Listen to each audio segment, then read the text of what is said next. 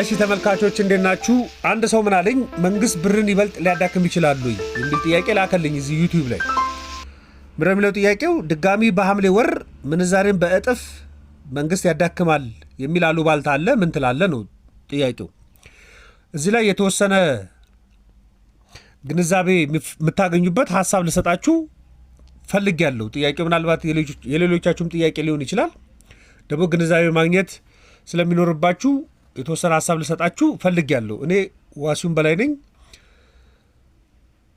አብር የሚዳከመው በፖሊሲ ነው የመጀመሪያው ጉዳይ ይሄን መረዳት በደንብ ያስፈልጋል መዳከም ማለት ምን ማለት ነው በቀላል ቋንቋ ለምሳሌ አንድ አሜሪካ ዶላር 58 ብር የኢትዮጵያ ብር ዋጋ አለው ከተባለ 58 ብር ይዛችሁ መገኘት አለባችሁ አንድ አሜሪካ ዶላር ለማግኘት አለቀ ነገር ግን ያቺው አንድ አሜሪካ ዶላር 100 ብር ቢደረግ አንድ አሜሪካ ዶላር ለማግኘት 100 ብር ያስፈልጋቸዋል በፊት የሚያስፈልጋችሁ 58 ብር ነበር አሁን 100 ብር ያስፈልጋቸዋል ተጨማሪ 42 ብር መጨመር አለባችሁ ምን ሆነ ማለት ነው ብር ተዳከመ ማለት ነው ደግሞ በግልባጩ ብታስቡት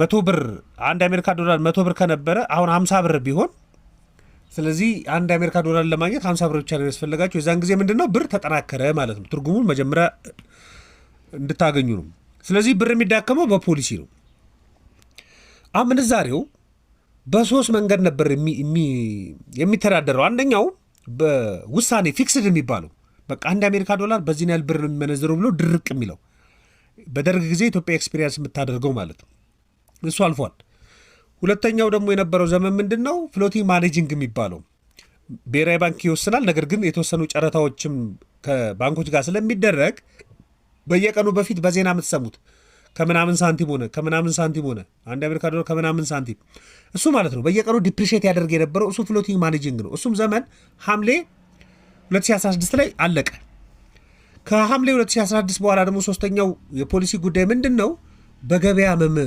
እንዲወሰን ማድረግ ፍሎቲንግ የሚባለው ስለዚህ የማዳከም የመጨረሻው ምዕራፍ ሐምሌ ወር አለቀ ለገበያ ተለቀቀ ገበያው ነው ያዳከመ የሚቀጥለው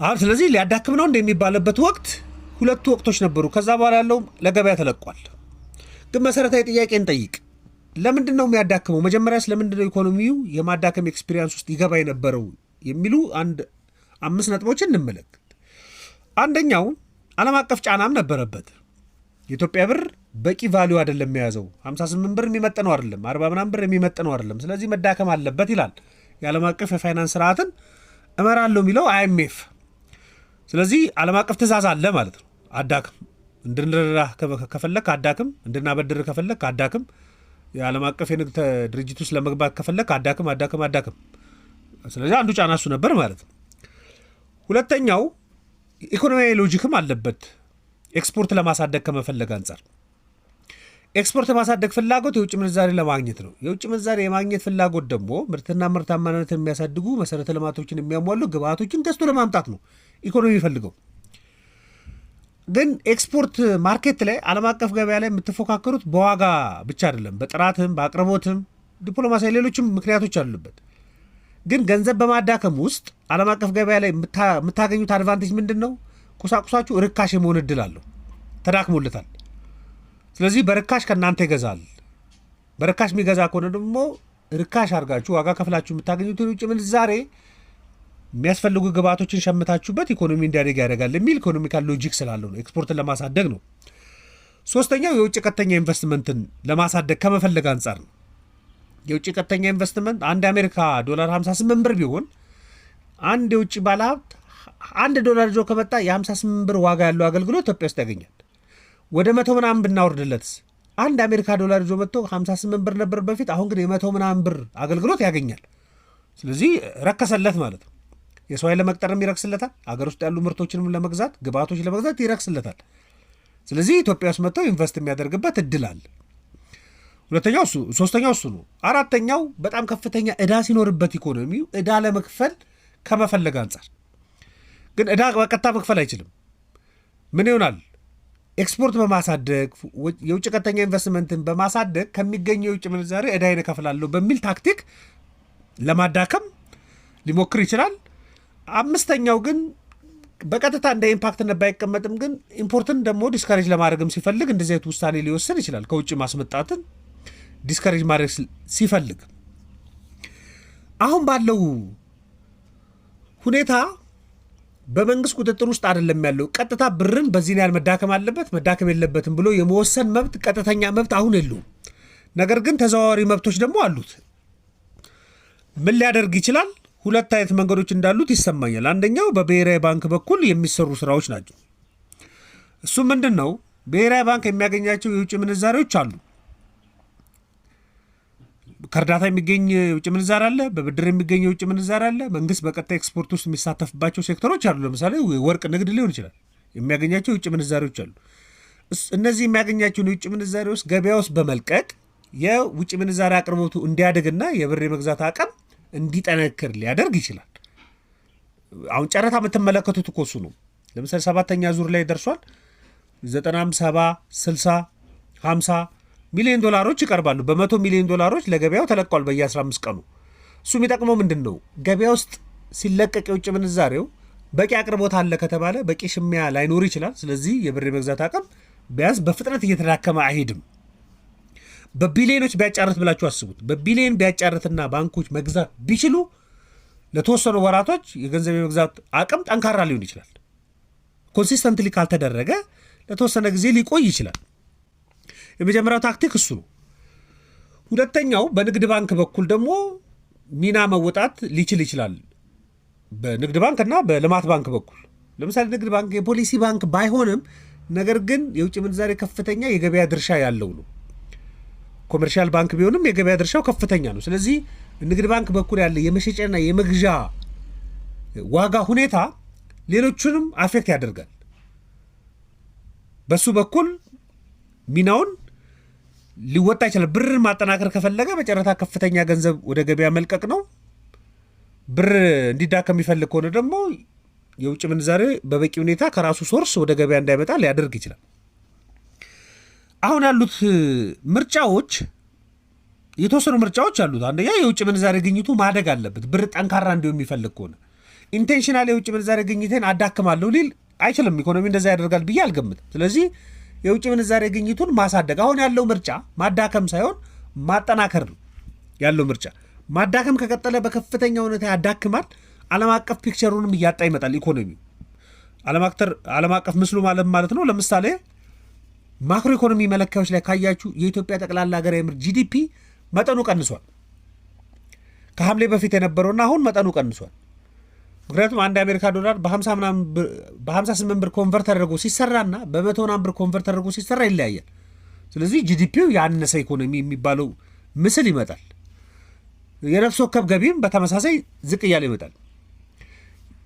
ሌላው ቀርቶ የድህነት ወለል እንኳን እየተለወጠ ነው የሚመጣው። ለምሳሌ አንድ የአሜሪካ ዶላር በቀን የሚያገኝ ሰው ድሃ ነው ከሆነ ዓለም አቀፍ መለኪያው ስንት ብር የያዘ ሰው ድሃ ነው ማለት ነው? 58 ብር የያዘ ሰው ድሃ ነበር ከሐምሌ በፊት አንድ ብንል። አሁን እንኳን ወርልድ ባንክ የሚለው ምንድነው 2.15 ዶላር ነው የሚለው። እንዲሁ ለምሳሌ እንዲመቻችሁ ነው። ስለዚህ 58 ብር ያለው 58 ብር በታች ያለው ሰው ነበር ድሃ የነበረው በአንድ የአሜሪካ ዶላር ብናሰለው። አሁን ግን 130 ብርም ይዞ ሰውየው ድሃ ነው። በፊት ድሃ ውስጥ ያልነበረ 70 ብር 70 ዶላር 80 ዶላር 70 ብር 80 ብር 90 ብር 100 ብር 110 ብር 120 ብር ያገኘ የነበረ ሰው አሁን ወደ ድህነት ወረደ። በፊት 58 ብርና ከዛ በታች ያገኙ ሰዎች ነበሩ የሚወርዱት የነበሩ። ስለዚህ ፖቨርቲ ላይን ውስጥ ያሉ ሰዎች ቁጥርን ዓለም አቀፍ መለኪያው ዝቅ ስለሚያደርግ ምስሉንም እያጠፋ ነው የሚመጣው። ስለዚህ ምርጫ ያለው ምንድነው? የውጭ ምንዛሬ ግኝትን ማሳደግ ነው። ሁለተኛው ደግሞ ስርጭትን ጤነኛ ማድረግ፣ የውጭ ምንዛሬ ስርጭቱ ጤነኛ እንዲሆን ማድረግ።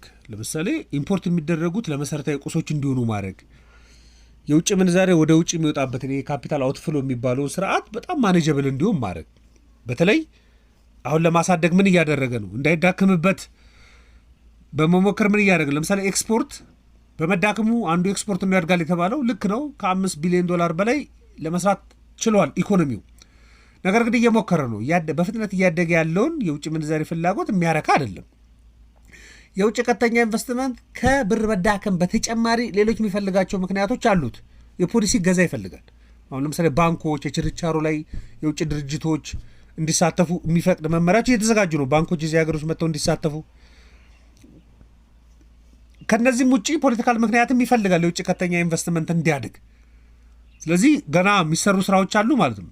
ዕዳ መክፈልም በተመሳሳይ ኢኮኖሚ ዕዳ እየከፈለ ነበር። ነገር ግን ደግሞ አሁን በማሸጋሸግ ጥረት ያደርጋል። በቃ የዕዳ ክፍያው እንዲሸጋሸግ ኢምፖርት ዲስከሬጅ መሆን ነው። ኦፍኮርስ እሱ ኢምፖርት ዲስከሬጅ እየሆነ ነው።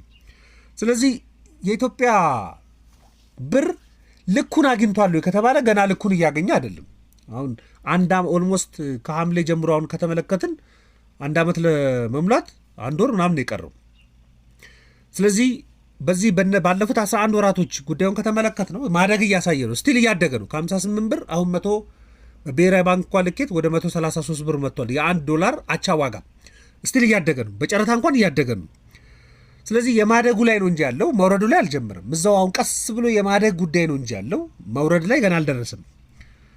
ስለዚህ የማደግ እድል ይኖረዋል። ግን ቀጥታ በመንግስት ነው የሚያድገው ማለት አይደለም። ጠቅላላ ኢኮኖሚ ባለው እንቅስቃሴ ማደጉ አይቀርም። ምክንያቱም አዳዲስ አቅርቦቶች መወለዳቸው አይቀርም። አዳዲስ የውጭ ምንዛሪ ፍላጎቶች ማደጋቸው አይቀርም። ግኝቱን ሳትስፋይ ላያደርጉ ይችላሉ። ስለዚህ ገና ነው። መመለሻው ግራፉ መመለሻው ፖይንት ላይ ደርሷል ብዬ ለመናገር ትንሽ ያስቸግረኛል። ስለዚህ ጠቅላላ ኢኮኖሚው ከተዳከመ የብር የመግዛት አቅም መዳከሙን ይቀጥላል። ጠቅላላ ኢኮኖሚ ያለው እንቅስቃሴ ጠንካራ ከሆነ የገንዘብ የመግዛት አቅም እያደገ ይመጣል። ለምሳሌ የውጭ ቀጥተኛ ኢንቨስትመንት ብራችንን ስላዳከመን ብቻ ሳይሆን መምጣት ያለበት እዚህ በቂ የሰው ኃይል ስላለ፣ በቂ መሰረተ ልማት ስላለ፣ በቂ የኃይል አቅርቦት ስላለ፣ ቢሮክራሲው በጣም ጥሩ ስለሆነ እቺ ሀገር በጣም ሰላማዊና ለኢንቨስትመንት ምቹ መሆኗን እያመነ የሚመጣ ከሆነ ብርን ብናዳክም ባናዳክም ይመጣል። ስለዚህ ሌላ ስራ ይፈልጋል ማለት ነው። ኤክስፖርት ሁሌም ብር በማዳከም ውስጥ የሌሎች ሀገራቶችን አድቫንቴጅ እየተወሰደብን አይደለም መቆየት ያለብን። ጥራቱን የጠበቀ ፓኬጂንጉ ያማረ፣ ዴሊቨሪንግ ሲስተሙ ሎጂስቲኩ ያደገለት፣ በደንብ ራሱን ያስተዋወቀ፣ በበቂ ማምረት የሚችል ገበያ መለየት የሚችል ኤክስፖርት ላይ መሳተፍ ስንጀምር የዛን ጊዜ የብር የመግዛት አቅም እያደገ ነው ይመጣ። ዕዳ የመክፈል የተበደርናቸውን ብድሮች የመጠቀም አጠቃቀማችን እየተሻሻለ ሲመጣና ዕዳ ውስጥ ያለን ሪስክ እየቀነሰ ከመጣ የብር የመግዛት አቅም እያደገ ነው ይመጣ። ኢምፖርት ለማድረግ የሚፈልገው ኢኮኖሚ ኢምፖርትን አገሩ ሰብስቲትዩት የማድረግ አቅሙ እያደገ ከመጣ የብር የመግዛት አቅም እየተጠናከረ ነው ይመጣው። ስለዚህ ኢኮኖሚው አሁን በማዳከሙም የሚጠቀመው ጥቅም አለ፣ በማጠናከሩም ባለማዳከሙም የሚጠቀመው ጥቅም አለ። በማዳከም ውስጥ የሚገኘው ጥቅም ረጅም ጊዜ ሊያስኬድ አይችልም።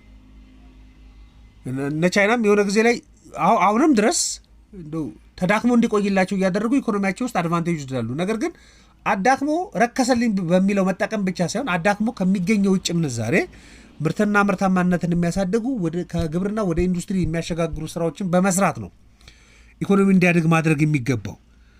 ስለዚህ በቀጥታ በመንግስት ውሳኔ ገንዘብ ሊዳከም የሚችልባቸው መንገዶች አይኖርም። ግን ጠቅላላ ኢኮኖሚ ሳትስፋይ ካልሆነ ግን እየተዳከመ መቀጠሉ አይቀርም። ዲስትሪቢሽኑ ማኔጅ የሚደረግበት መንገድ፣ የውጭ ምንዛሬ አቅርቦት፣ የውጭ ምንዛሬ ለገበያ የሚሰጥበት፣ የውጭ ምንዛሬ የሚሰራበት፣ የውጭ ምንዛሬ የሚወጣበት፣ ኢምፖርት የሚመራበት መንገድ፣ ካፒታል አውትፍሎ የሚያደርግበት መንገድ፣ የውጭ ቀጥተኛ ኢንቨስትመንት የሚሰራበት መንገድ፣ እነዚህ በሙሉ ከፍተኛ አሳይመንት የሚፈልጉ ናቸው። ስለዚህ ይሄንን ሀሳብ ለእናንተ ለማቅረብ ነው። ማንኛውም ሀሳብ አስተያየት ካላችሁ ዘኢትዮጵያ ኢኮኖሚስት ቪው ላይ ልትልኩልኝ ትችላላችሁ። ለነበረን ቆይታ በሙሉ ከልብ አመሰግናለሁ። መልካም ቀን።